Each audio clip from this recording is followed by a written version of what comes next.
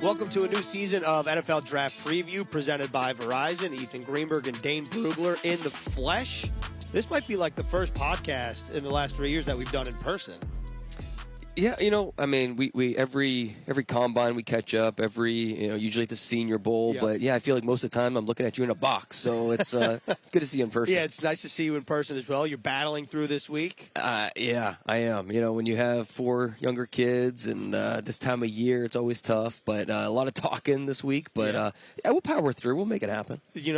That's your diet this week, cough drops and some warm water. Probably better than, I know I said this to you yesterday. Yeah. Better than a lot of the media members here throughout the week. Probably healthier. Yes, healthier. Probably, yeah. But, it's you got to find that secret sauce, and hopefully it works out. But Dane's not a tea guy. We learned that this morning. I'm not. I it's well documented. I have the diet of an 8-year-old, and with so the Mountain Dew.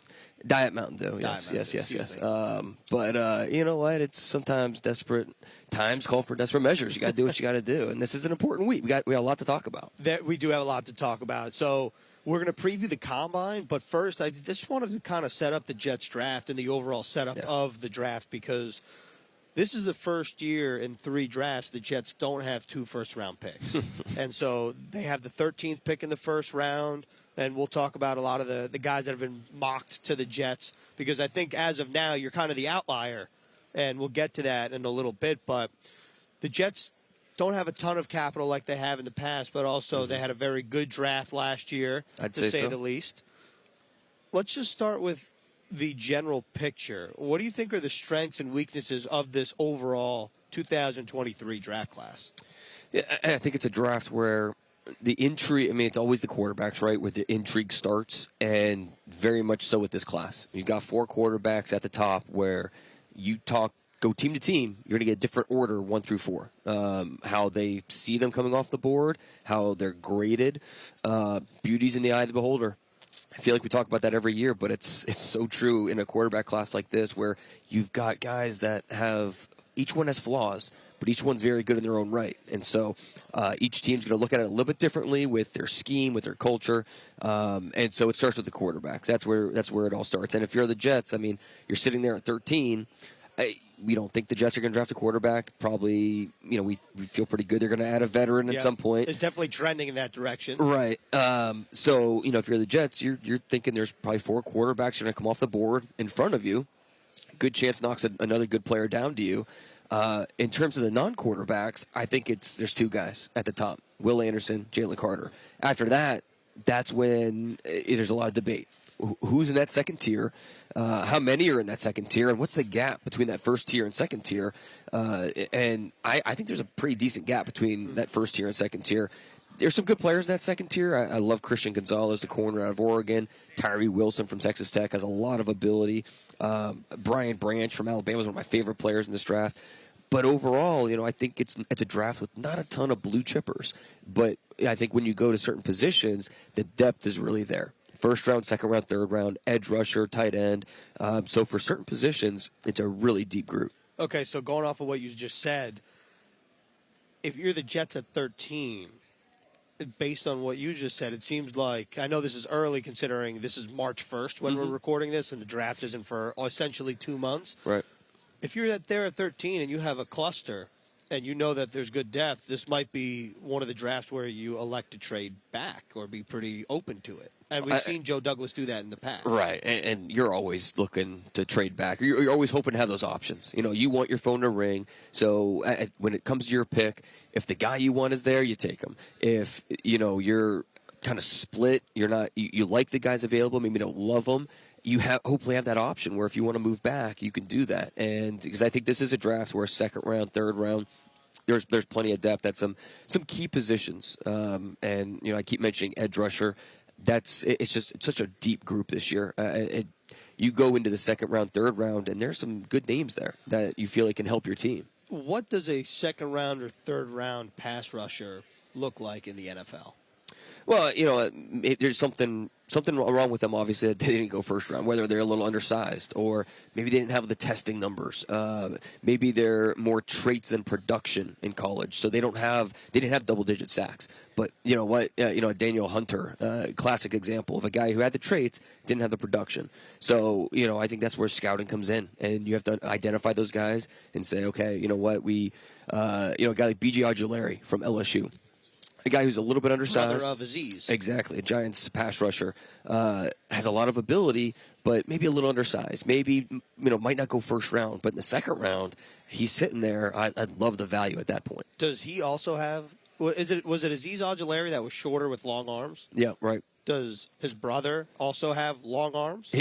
We'll find it officially here this week at the Combine. But, he is a little bit undersized, but he's – you could tell he watches his older brother. You could tell he's really in tune with how to win.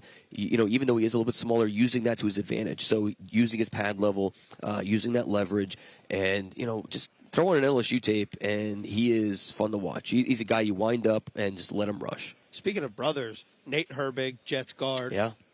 His brother, Nick Herbig, was just talking over there, and he was talking about how much he learned from actually Nate and Lane Johnson watching those guys work out together in the offseason. He worked out with them, yeah. Yeah, and he said that offensive linemen having a different mentality really work out with a chip on their shoulder, which you could definitely see that in the way that Nate Herbig plays the game. But before we get to the Combine preview, I just want to ask you a couple fun questions as we set up the 2023 draft. The first one is, what's your favorite player name that you've come across so far? Oh, man.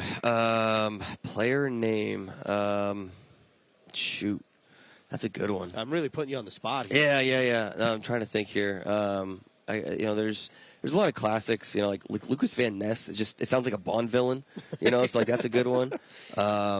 There's some, more catchy names later on the draft, but, the more notable ones, like Lucas Van Ness is great. Gosh. I'll keep thinking about that. Okay. Well, you can come back to us. The other one is, you're so great at finding people's backstories. Is there a backstory that stands out to you at this point in the draft? Because the one that I keep coming back to, whenever I see Jalen Watson, the Chiefs corner, I always think about you. Wendy's. Yeah, the Wendy's. Right. Didn't qualify to he went to JUCO, didn't qualify to go to USC, worked at a Wendy's, ended up at Washington State. That's it. Then he ended up having a very successful rookie year in Kansas City. So that's the one that stands out to me as just an awesome story that stuck with me. Is there one that comes to mind for you at this point? There's always, there's so many, and they'll all be in the draft guide. There's a lot of fun ones. Yeah, where are we at in the Beast right now? Man, it's an ongoing. You just gave me anxiety saying it's already March, but it's work on it every day, and we'll see where we are when the dust settles, and first week in April. But my favorite is probably Tyson Bagent, the quarterback from Shepherd, D2 quarterback who's here. This is incredible already. He's a Shepherd. He grew up in the Panhandle of West Virginia. Born and raised. Good player. He entered the transfer portal. He won the Harlan Hill, the D2 Heisman, basically as a junior. Entered the transfer portal. Maryland wanted him. Northwestern wanted him. West Virginia wanted him. He decided to stay put and, had a really good career. He's the NCAA all-time leader in passing yards. So, fun story, but the best part about it is his dad. His dad is a professional arm wrestler. He has won 28 world championships, left-handed and right-handed. And he's an ambidextrous arm wrestler? He's naturally left-handed. He's right-handed, but then he realized, hey, there's a market here for left-handers, so I'm going to do left-handed too. I've spent some time with him. He is a fun guy. Really fun. I did a story on Tyson back in December, and I talked to his dad for about an hour about it, and, man, he's just a really fun guy. He's someone that you will – let's just say the Jets drafted Tyson in the 7th round. You would hear from Travis, his dad. He is a fun guy to talk to, and it's just a fun story because he is literally a world champion. He's won 28 world championships. He's very open about it. He's like, no, that's how I make my living. He's, Tyson knew it was going to be a good Christmas or not based on how I won that year. So it's just it's a really fun story. Strength. Oh yeah, and I'd be an awful arm wrestler. Well, and I asked Tyson, did you ever arm wrestle your dad? And he's like, no, it's whack. So it doesn't run. But you know what? Strong arms run in the family because he's a pretty good quarterback. Yeah. Well, that's a great story. Yeah. I'm excited to see what else comes out as you start to dig up on these players. But we are at the Combine, so I do think it's fitting that we talk about the Combine. And there's a couple things that people should know about as they tune into the coverage and just see what happens on social media and whatnot. The top storyline, it has to be the weight of Bryce Young, the Alabama quarterback. I'm sure it is, but you know what? I don't really care that much. He's small. Like, Call a spade a spade. Yeah, he's a small quarterback. If he's 195 pounds or 201, does it really matter that much? He is a small quarterback. I know he's been trying to put on the weight for here at the Combine. If he is over 200 pounds, that's great, but his playing weight is in the low 190s. Where do you stand if I set the over-under at the weigh-in at 199.5? My guess, going into this was he's going to be 5'10 and a half, 198 pounds. Okay. So, I think he'll be drinking a lot of water that morning. He's not throwing here, which I think, he's been trying to focus on adding weight. I see. And I have a sneaky suspicion at the pro day when he's going to throw, he won't weigh in. I see. So do all you can to weigh in as best you can. Right. Lose whatever weight to make you. Which is kind of silly. Like, again, we know he's small. That's it's not like it's gonna change anybody's mind if he comes in at 202 compared to 192. He's a small quarterback, and that's the biggest thing. 'Cause if he were 6'3", 220. He'd be the slam dunk number 1 overall pick. It wouldn't be a discussion. It wouldn't, but the fact that he is a complete outlier size-wise, that makes it interesting. The last 25 years, there have been 301 quarterbacks drafted. Only 2 were below 6 foot and below 200 pounds. Neither of those guys were drafted top 100. So this is a complete outlier size-wise, and it's kind of a testament to how good he is as a quarterback that we're still talking about him as a strong candidate to be that number 1 overall pick. But you do think that is maybe nationally the top storyline, maybe not a storyline for probably. you. Right, Okay. yeah. I think that's fair. I mean, a lot of people are going to be interested to see what he comes in at. Height-wise, is he over 5'10"? Weight-wise, does he get over 200 pounds? Yeah, so we just haven't seen a quarterback like this in recent memory. I mean, people get so tied up with, comparisons, and it's just hard to find a true comparison for him because we haven't had a guy like this, this size, be this talented. And so, you hear all the time, oh, we've never seen a quarterback succeed in the NFL this size. Well, my argument to that is we've never seen a quarterback with his level of talent this size either. So, I don't think we've really seen a player like Bryce Young at the NFL level before.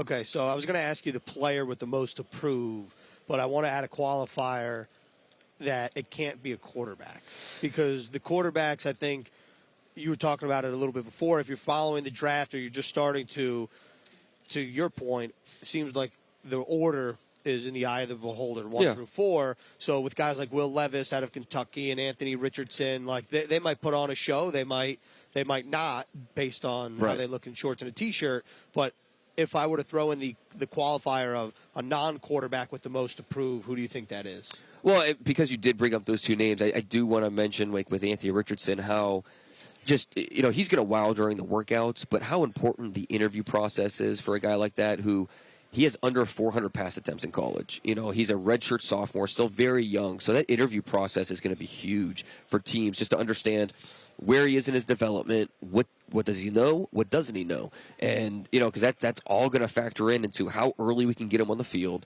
Because I think this is a player that needs reps. I don't know that you're going to draft Anthony Richardson and then sit him for 2 years. That's not you want him on the field to get better, and because the biggest issue with him is just the consistency factor, especially with his accuracy. You want him getting consistent reps with your number 1 offense out there. So the interview process for Anthony Richardson is going to be huge. In terms of the non-quarterbacks, who has the most to gain, Jackson Smith-Njigba, the Ohio State wide receiver, who was so productive a year ago as a sophomore, actually had better production than Garrett Wilson or Chris Olave for the Buckeyes.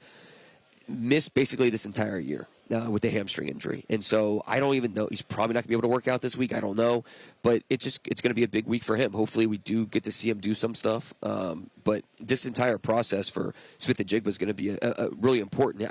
He's not an elite athlete. That's not what makes him a productive receiver. But he just, he can't test like a bad athlete. And I kind of wonder if this is going to be like, you remember last year with Drake London, who, we're waiting all draft process. What's he going to run? What's the testing going to be?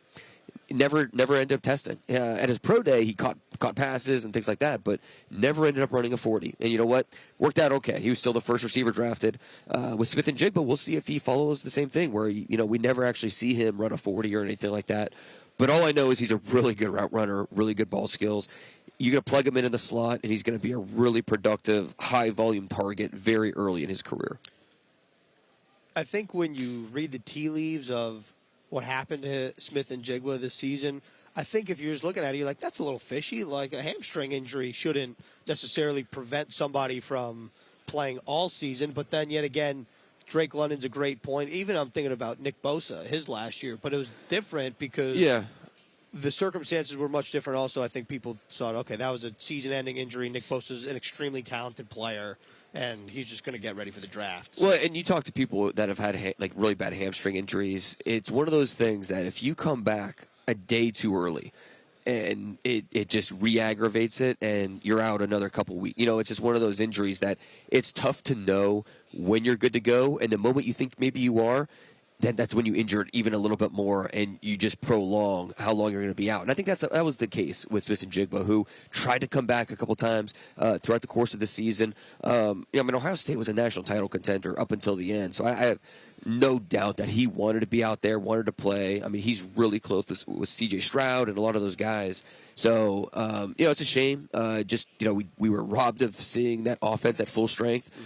Even without full strength, they came within a missed field goal of beating Georgia and likely going on to win a national title against TCU. It's a shame we couldn't see him out there because he's a really good player. But, I don't. When his name started popping up in top 10 of mock drafts, I don't think that was ever really realistic. I don't think he's viewed that way. But he's still a potential first-round pick. And getting out there, being able to catch passes, kind of reminds scouts that, hey, I'm still a really good player. That's going to be important for him throughout this process. Combine week, you always see some freaky numbers. Yeah. Can you give us some players who you think will just be atop of the freakiest numbers? We're definitely going to have some, that's for sure. Devin Achane, the running back from Texas A&M, was also a track athlete at A&M. And he's not a track guy playing football. He was football through and through. Led the SEC in all-purpose yards this year. He's just a really good player. Earlier this year, in March, he ran 20.20 in the 200 meters, which, just for context, to qualify for the Olympics, you have to be 20.24. So he was under what you have to do for qualify for Olympics. So an amazing speed athlete.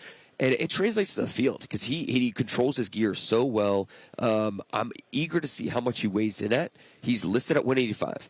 We don't see a lot of running backs under 190 have productive NFL careers. Now, you get over 190, you can work with that. We've seen guys drafted in the first round under 200 pounds at that position, whether it's Chris Johnson or C.J. Spiller, Javid Best. We've seen it before, but for Chris Johnson, as in like speedy Chris Johnson, yes, because as you said this, Chris Johnson and C.J. Spiller both were Jets at one point. They were, yeah, that's exactly right. But both under 200 pounds, both speed guys, and I think Achane could be that. After Achane, I think a lot of these pass rushers are going to test really well. Not quite Travon Walker, but like Lucas Van Ness from Iowa. 275, might get in the 4.5s and the 40. Really freaky athlete. I'm a big fan of Christian Gonzalez, the Oregon corner. Fascinating background. His dad is a semi-professional basketball player, 6'9", from Columbia.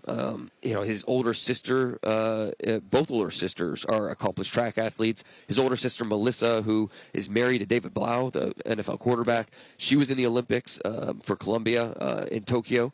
And so it's one of those things that he got some of those bloodlines too, some of those genes. And I think he's going to put on a show. He's 6'2", right around 200 pounds. Going to run in the 4.3s, going to jump really well. So Christian Gonzalez is one of those corners. Keely Ringo, another one from Georgia, 6'2", 215. cut up. Speed's going to be outstanding. He's going to test off the charts. So plenty of big testers here this year. If I had to ask you right now to crown the fastest 40, which I think you did correctly last year. Who was it last year? I really wish you didn't ask me. So now I got to look it up. Yeah, I'm trying to think who was the fastest 40 last year.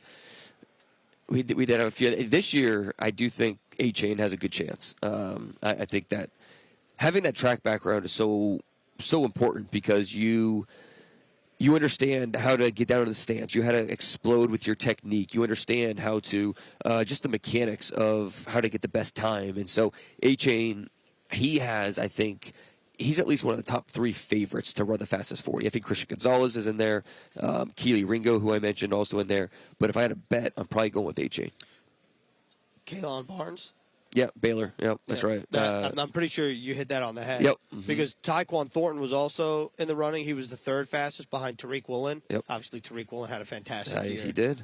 But I'm pretty sure you hit that on the head last year. Yep. Yeah, I mentioned it a ton last year at the Combine was how Baylor was bringing a track team to Indianapolis. How, with Thornton and Barnes and and that goes back to just how they recruited Matt Rule. He was looking for athletes, and a couple years later, it manifested itself here at the Combine. Okay, so you've given us some players that you're intrigued to see how they perform, how they weigh in and stuff like that. One thing I just want to ask you. Well, I want to ask you 2 things before we wrap up episode 1 of NFL Draft Preview presented by Verizon. The first one is a lot of people right now in the mock draft circuit have the Jets taking the tackle, whether that's Broderick Jones, whether that's Paris Johnson, and we'll talk about those guys at a future date. But you went in a different direction with Brian Branch.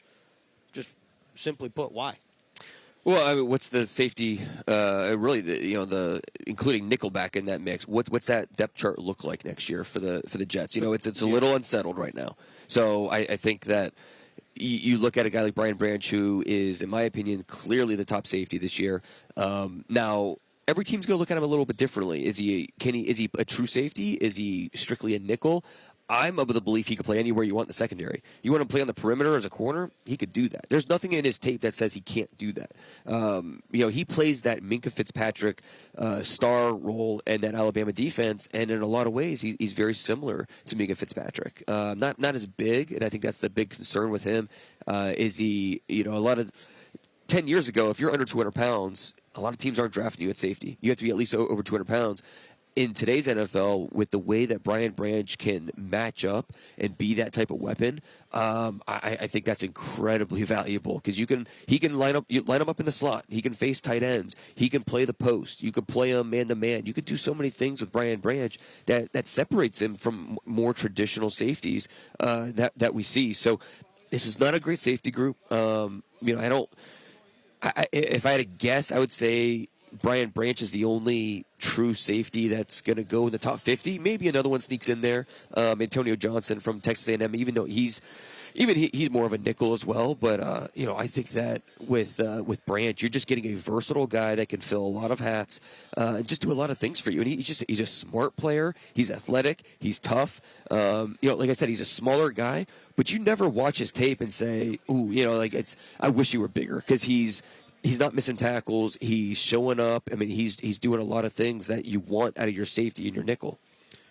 The star defense or the star role in the Alabama defense, is that just basically what you said in terms of a versatile piece? You line him up wherever, and he does anything and everything? I mean, it's basically you're a nickel. You're playing a nickel corner role, but also serving as a safety who can play in the box depending on how what's the personnel grouping on offense. Basically, so you don't have to come off the field. It's their nickel package is their base package at Alabama, and that star is an integral part of what they do. So being able to match up with whether it's speed in the backfield, size in the slot, whatever it is, whatever offenses are going to throw at you, Brian Branch gives you that versatility to match up. So one final question for you, and admittedly, I will preface this by saying it is a selfish question of me, but it is also because I've not been able to ask this question in many, many years. Okay. Syracuse has 3 players at the Combine. Who? Syracuse. Okay. Yeah. You ever heard of? You ever heard of them? They're known for basketball, except for this year. So there's 3 players: Matt Bergeron, who is at the Senior Bowl; Garrett Williams. Garrett Wilson's a Jet. I'm getting my teams mixed up here. And lastly, Sean Tucker. Yeah. How would you power rank them as prospects? Well, I think clearly Bergeron's the top of the group. I think he has a chance to be a top 2-round player. Did a nice job for them at left tackle. His best fit might be inside a guard as a zone guard. That might be where he is. Because he's so good as a run blocker. Syracuse player, so good. Love that. As a run blocker. Now, pass protection, that's where it falls apart a little bit. And that's why we're talking about him as a second or third round pick. But as a run blocker, he's really, really talented. With the ACL injury for Williams, that kind of clouds it a little bit in terms of if he were healthy, I would say clearly Garrett Williams next at the corner, and then Sean Tucker. But because of the ACL, this is a big week for him. Not going to work out. But what's the injury look like? Are teams okay with it? Just the rehab, everything like that. So. This is a big week for Garrett Williams, and then with Sean Tucker, he should show up well, pretty well here. He's a track guy, so testing. He has a really good 60-meter time that translates really well to the 40-yard dash. So Sean Tucker should have a really good week here. I'm not as high on Sean Tucker as a lot of people. It's a really deep running back group this year. Bijan Robinson's going to be a first-round pick. Jahmyr Gibbs from Alabama, in my opinion, is a first-round pick. And then you've got a clump of 10 to 12, 15 running backs in that second to fifth round range. Tucker's in there somewhere. I think he's probably more in that fourth to fifth round range, but he's a good player. I really like him in the screen game. I'll take it. And Sean Tucker was a great player for Syracuse. He was. At the end of the day, it makes me happy. It makes me happy hearing you talk about it. It makes me happy that we're able to do the first episode of NFL Draft Preview presented by Verizon in person. Thanks for powering through. And then, I guess next week I'll see you back in the box. Yeah, we'll have plenty to recap. Instead of talking about who's going to run the fastest time, we'll talk about who actually did. And maybe we'll talk about you being 2 for 2 in the last 2 years. That's it. So, officially I'm going with 8 chain. Yeah, we'll see how that works out. Okay. All right, Dane, appreciate the time. Thank you. Thanks, man.